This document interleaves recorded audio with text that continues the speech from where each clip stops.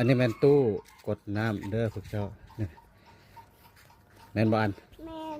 อีเพราะมันมีน้ำกับ เนี่ย สาย อันนี้อันพามา แล้วก็มันมีน้ำมันก็มีน้ มีน้ำอย่างใดลูกลายบ่ ำหลายแต่บนทั้งเครื่องยังบนเชือก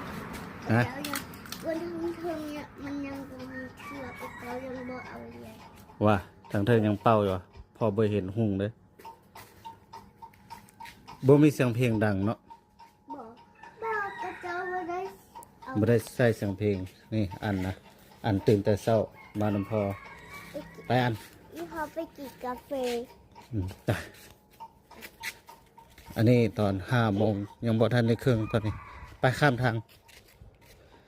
อันนี้ข้ามทางแล้วเด้อ มันมีแนวหมุนนำมันหมุนเอง มันมีอันหมุนว่ะ เด้อ อยู่ในอันตู้อันไหน แมนมันมีแนวใหญ่ลุง อู้ลมพัด ขุดหนาบปากจะสั่นแล้ว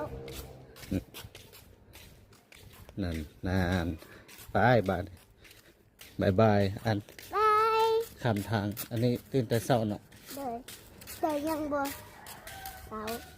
แต่นี่มัน ยังบ่ทันแจ้งดีก็5 โมงสิเครื่องแล้วนี่5 โมงครึ่งเลย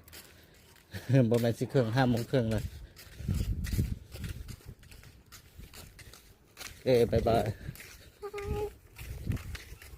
ขุดหนาบ เย็นว่ะ เย็น ลมพัดได้ดิ โอ้ปากสั่นแล้วดิ ปากสั่น เด้อยังไม่หดผีปากสั่นเลย